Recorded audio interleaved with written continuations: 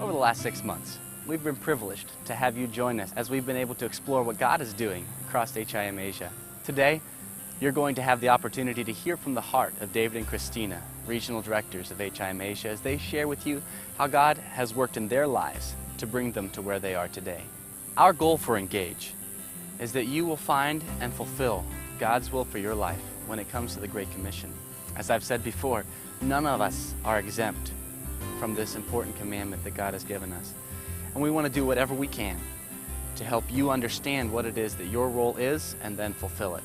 Often it's hard to know exactly what God's will is for our lives, but He is faithful, and He will step by step guide us and direct us in the way that we should go.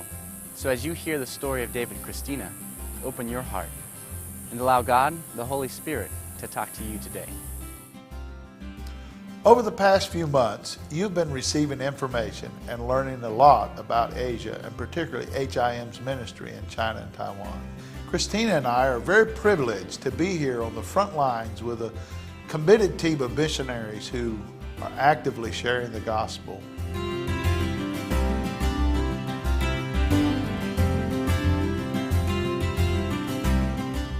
I remember as just a young boy, I was a country boy raised on a farm, backside of nowhere in North Carolina. I'd run around barefooted in the summer. We'd run the hills and hollers. And I remember as a young boy on lazy, long, hot Sunday afternoons, and I would lay down in the grass and I would read and travel in my mind as I read those books about Daniel Boone and Davy Crockett, David Livingstone. I'd look up in the sky and I'd see a jet passing over, just a tiny, small dot in the sky. I would wonder who's on that plane. I wonder where they're going. See, as a young boy, we never traveled much. Still today, I've got family. They've never left hardly the county they live in. So I never imagined that one day I would travel around the world. It's been quite a journey, but it's been wonderful. And I can testify that if you step out on the promises of God, if you surrender your life completely to Him, God will lead you and guide you, and all along the way, He will open the right doors, He will shut others, and He'll bring you to the place He wants you. And it'll not always be easy, but it'll always be the right thing to do, and it'll always yield fruit, eternal fruit, in God's kingdom. 16 years ago, when God first called us into mission work, I was young and really excited about the prospect of going to a foreign field to help share the gospel. And after several years on the field, when it was time to go home, I hated to leave.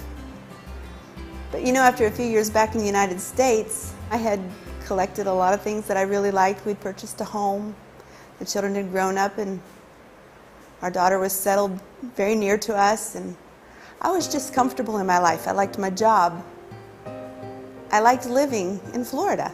And one day David came home from work and said, "Christina, there's something I want to talk to you about." He said, "I think God is calling my heart back to the mission field." And I just kind of looked at him and I said, "Oh, really? Can we talk about this? Can we think about it for a while?" Because it seemed that maybe something happened to me in the meantime. I'd gotten older, for one, and I had settled and gotten comfortable. It happens to all of us. And I'm glad that God lets us enjoy life, and He lets us enjoy things. He lets us enjoy where He has us at the time He has us there. But God hadn't stirred my nest up yet. He hadn't talked to me yet. And I just looked at David and said, "Oh, really?" He said, "How about we go away for the weekend? Let's just spend the weekend talking about it, praying together. Let's see if this is real or if I'm just needing a change." And I said, "Oh, dear Lord, please, let this be a midlife crisis." We did go away. We spent the weekend talking together and praying together. He talked a lot, and I cried a little. And I started to tell the Lord with my mind only, I'm willing to go. I'm willing to go to the mission field. I'm willing to sell the things, willing to sell our home and our cars. I'm willing to leave my mother and my daughter. I'm willing. But I was just saying it in my head. Because when I was a little girl, my mother taught me, if you do the right thing long enough, you'll actually want to do the right thing eventually. So I was trying. And I remember reading about missionary Sister Cowan and how when her husband told her that he felt they should go to the mission field, she did much the same thing. In her words, I went to be a missionary on the legs of a wooden soldier.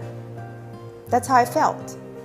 Packed the house, packed the stuff, worked my way out of my job, made the plans, made all the arrangements, tried to get the money in order.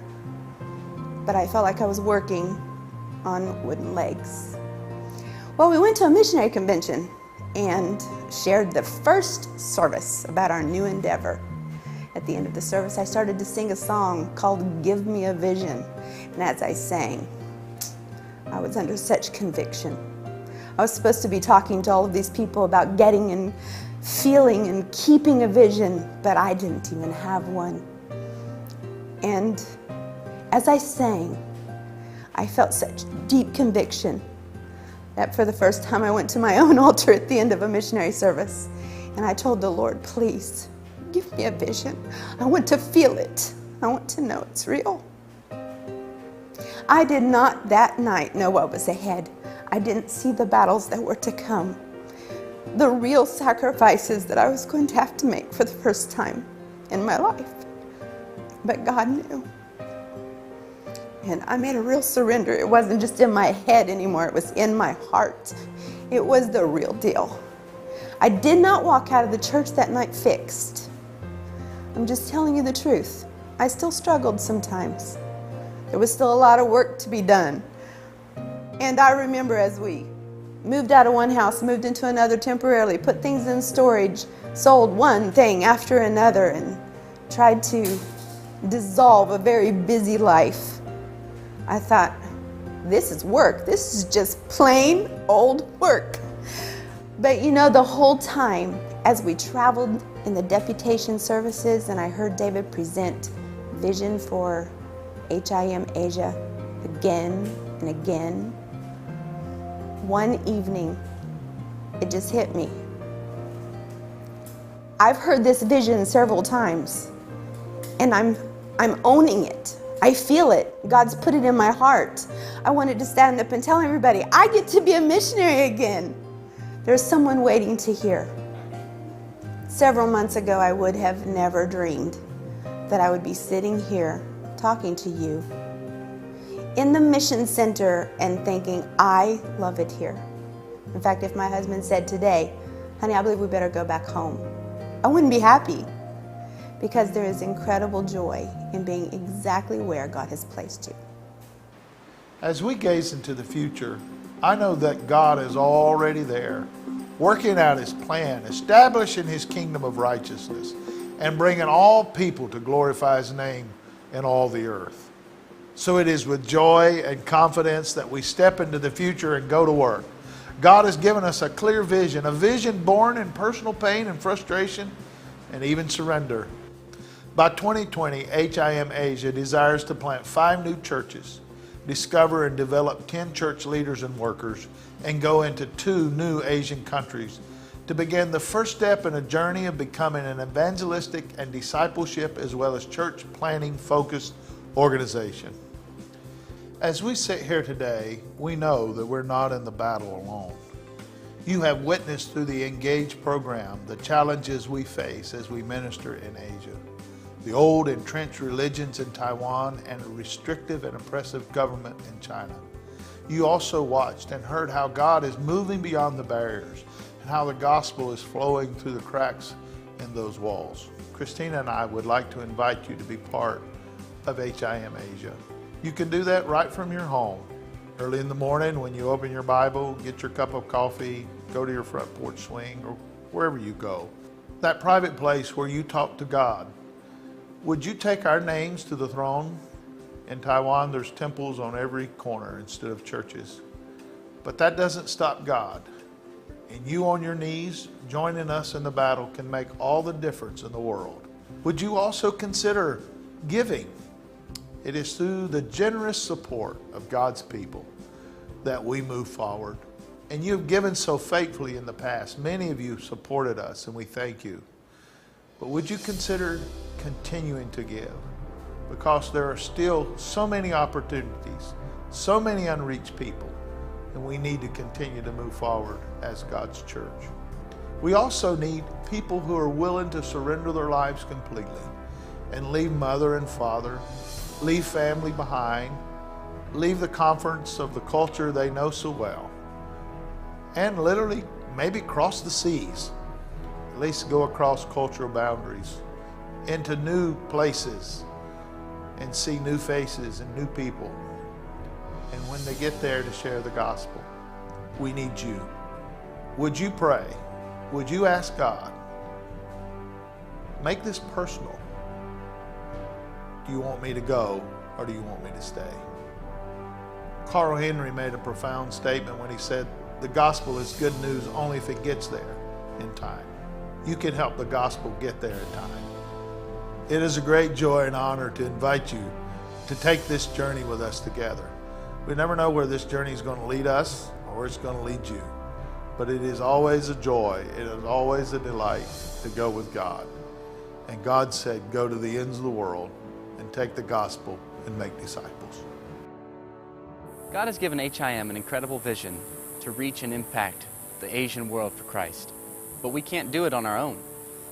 We need your support, your prayers, and we also need other individuals who sense the call of God in their lives and who are willing to give themselves fully to Him in cross-cultural missionary service. Our goal within the next 5 years is to enter into 2 more Asian countries.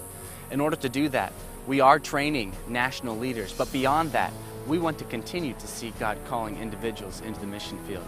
If God has spoken to you during the Engage Asia program, we want to hear about it. We want to share in your journey. Most of all, we want to see God continue to work worldwide.